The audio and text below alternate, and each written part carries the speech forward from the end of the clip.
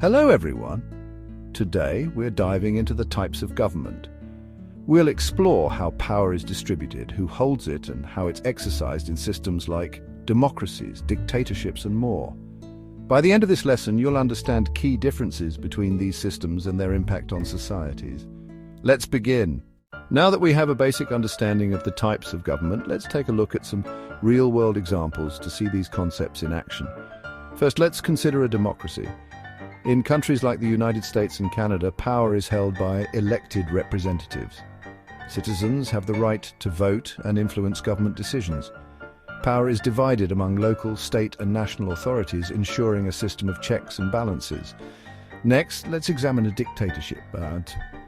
In North Korea, power is centralized in the hands of a single leader. Citizens have little to no influence over government policies, and there are few checks on the leader's power. Finally, let's look at a federal system like Germany. Here, power is shared between national and regional governments. Each level has its own responsibilities and authority, allowing for a balance of power that accommodates regional differences. By comparing these examples, we can see how the distribution of power impacts the functioning and stability of different societies. Think about your own community again. Are there elements of these systems that you recognize? How does the distribution of power affect your daily life? Understanding these dynamics can help us appreciate the complexities of governance and the importance of participating in our own systems. Stay curious and keep exploring how governments shape our world. Until next time. Now that we've explored real-world examples of different government systems, let's delve deeper into how we classify governments based on who holds the power. There are 4 key ways to categorize these systems. First, we have autocracy, where one person holds all the power. A modern example of this is North Korea, where the leader has absolute control over the state and its people. Next is oligarchy, where a small group holds power, often based on wealth, military strength, or social status. An example from history is ancient Sparta, where a select group of elite warriors made crucial decisions for the society. Then we have direct democracy, a system where citizens vote directly on laws and policies. Ancient Athens is a classic example, where every eligible citizen had a say in the legislative process. Lastly, we have representative democracy, also known as a republic. In this system, citizens elect leaders to represent their interests and make decisions on their behalf. The United States operates under this model, with elected officials at local, state, and national levels. Each of these systems has its own strengths and weaknesses, and they shape the societies they govern in unique ways. Activity prompt. Which system do you think offers the most fairness? Why? Share your thoughts in the comments below. Your perspective helps us all understand these complex systems better. Until next time, stay curious and keep exploring the fascinating world of government systems. In our previous discussions, we've examined who holds the power in various government systems and how that power is geographically distributed. Now let's focus on another crucial aspect, the extent of government control. Governments can be classified by how much power they wield over their citizens' lives. First, we have totalitarian systems. In these regimes, the central government controls every aspect of life, from politics to personal freedoms. Nazi Germany under Adolf Hitler is a stark example, where the government maintained strict control over all facets of society. Next, we encounter authoritarian systems. These governments have almost total control, but allow some institutions to operate independently. Modern Russia exemplifies this type, where the central government holds significant power. Yet some areas like private businesses and certain media outlets retain a degree of autonomy. Then there's limited government. In this system, government power is restricted by laws and a constitution, ensuring that no single entity can dominate. The United Kingdom is a prime example, where a constitutional framework limits the powers of the government and protects individual freedoms. Lastly, we have anarchy, a scenario where there is no government and people govern themselves. While this is more theoretical and rare in practice, it represents the absence of structured government control. Each of these classifications illustrates different degrees of government intervention in the lives of citizens. Understanding these differences helps us appreciate the balance of power and freedom in various societies. Activity prompt. Why do you think limited government is often preferred in democracies? Share your thoughts in the comments below. Your insights help foster a deeper understanding of these complex concepts. Until next time, stay curious and keep exploring the fascinating dynamics of government control. Welcome back. In our last scene, we explored the levels of government control. Now let's delve into how executive power is structured in different government systems. There are two main models, parliamentary and presidential. In a parliamentary system, the executive branch derives its authority from the legislature. This means that the executive, often a prime minister, is a member of the legislative body and is chosen by it. The United Kingdom serves as a prime example. Here, the prime minister is the head of government and is supported by members of the parliament.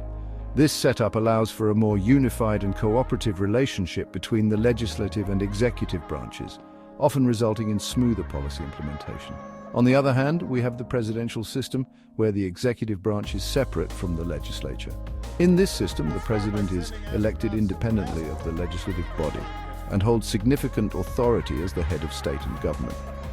The United States exemplifies this model. The president operates independently of Congress, providing a clear separation of powers. This can lead to a system of checks and balances, ensuring that no single branch becomes too powerful. Both models have their unique advantages and challenges. The parliamentary system often allows for more efficient governance, as the executive and legislative branches work closely together. However, it can also lead to less separation of powers. Conversely, the presidential system ensures a clear division between the branches, promoting checks and balances, but it can sometimes result in gridlock if the executive and legislative bodies are in opposition. Discussion prompt: which system do you think is more efficient? Why? Share your thoughts in the comments below. Your perspectives help us understand the complexities and nuances of these governance models. Until next time, stay curious and keep questioning the world around you. Welcome back. In the last scene, we explored different models of executive power. Now let's dive into the philosophical foundations that have influenced modern governments. Philosophers like John Locke and Thomas Hobbes have had a profound impact on the way we understand and structure government systems today. John Locke emphasized the importance of natural rights, life, liberty, and property. According to Locke, governments are created to protect these rights and should be based on the consent of the governed. This philosophy laid the groundwork for many democratic systems where individual freedoms are prioritized and the power of the state is limited by laws and constitutions. On the other hand, Thomas Hobbes had a different perspective. He believed that in a state of nature, life would be nasty, brutish, and short due to inherent human selfishness and conflict. To prevent chaos, Hobbes argued for a strong, centralized authority, a leviathan, that would maintain order and security. This idea is reflected in more authoritarian regimes, where the state holds significant power to ensure stability and control. So, how do these philosophies manifest in today's governments? In democratic nations, Locke's influence is evident in the emphasis on individual rights and the rule of law. Constitutions, bills of rights, and democratic elections are all mechanisms designed to protect these natural rights and ensure that government power is derived from the people. Conversely, in more authoritarian states, Hobbes' philosophy is apparent in the concentration of power within a central authority. These governments often justify their control by emphasizing the need for order and security, sometimes at the expense of individual freedoms. Both philosophical foundations offer valuable insights into the balance between freedom and security, individual rights, and state power. Understanding these underlying principles helps us appreciate the complexities and nuances of different government systems. Discussion prompt: how do you see the philosophies of Locke and Hobbes reflected in today's governments? Share your thoughts in the comments below. Your insights help us delve deeper into the philosophical roots of modern governance. Until next time, stay curious and keep questioning the world around you. Welcome back. In the last scene, we delved into the philosophical foundations of government. Now let's take a journey through history to see how different government systems have evolved and what lessons we can learn from them. Throughout history, societies have experimented with various forms of governance, each with its own successes and failures. Ancient Greece, for example, is often credited with developing the concept of democracy. The city-state of Athens allowed its citizens to participate directly in decision-making, setting a precedent for modern democratic practices. However, this system was not without its flaws. Only free men were considered citizens, excluding women, slaves, and foreigners from the democratic process. Moving forward in time, the Roman Republic introduced a mixed system of governance, combining elements of democracy, oligarchy, and monarchy. This blend allowed for a more balanced distribution of power, with elected officials, a senate, and consuls sharing authority. The Roman Republic's structure influenced many modern governments, demonstrating the benefits of checks and balances.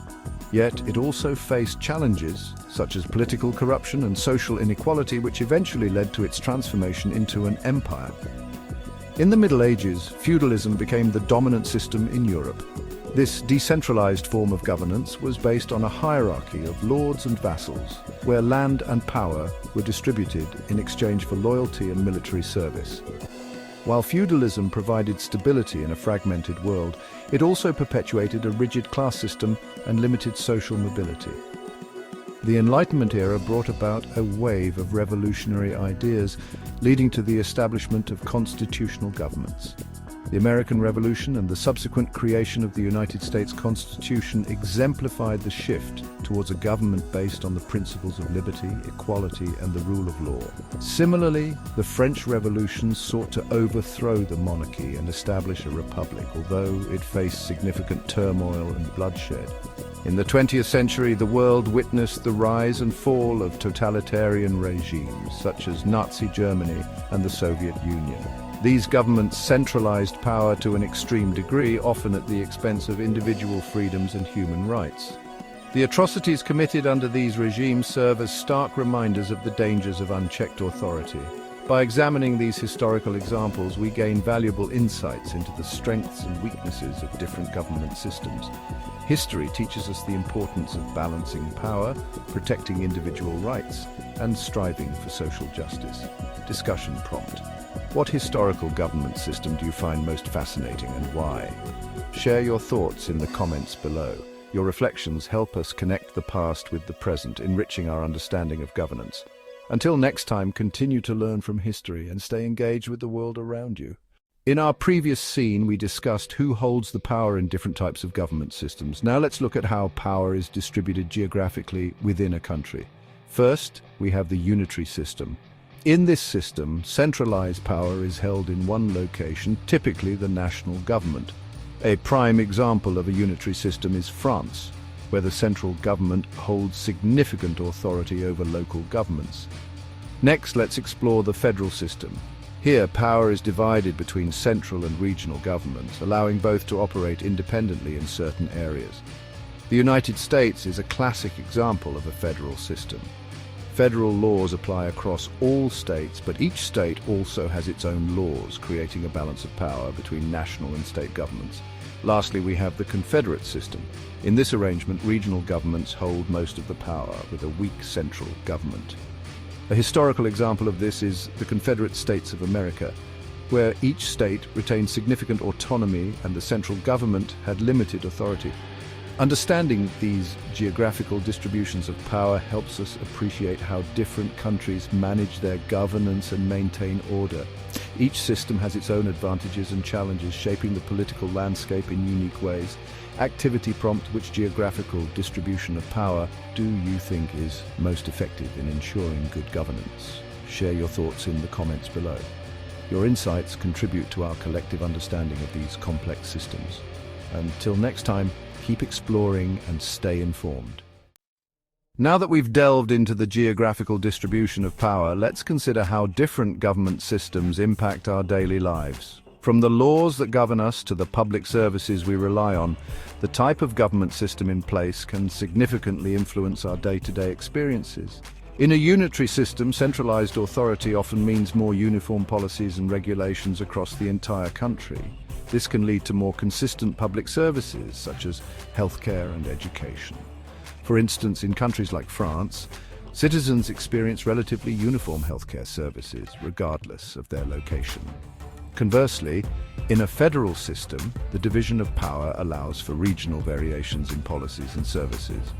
This means that in the United States, public education and healthcare can differ significantly from one state to another, reflecting local priorities and needs. In a confederate system, with its emphasis on regional autonomy, local governments have greater control over public policies. This can lead to highly tailored services that meet the specific needs of local populations, but it may also result in a lack of cohesion and consistency across the country. Understanding the impact of these systems helps us appreciate the importance of governance structures in shaping our everyday lives. Each system brings its own set of advantages and challenges, influencing everything from economic stability to social equity. As we reflect on these insights, consider how your own government system affects your daily life. How do you see the balance of power playing out in your community? Share your thoughts in the comments below. Your perspectives are valuable in fostering a deeper understanding of governance and its impact on society. Thank you for staying with us on this journey through the complexities of government systems. Don't forget to like, comment, and subscribe for more insights into how governance shapes our world. Until next time, stay informed and keep exploring.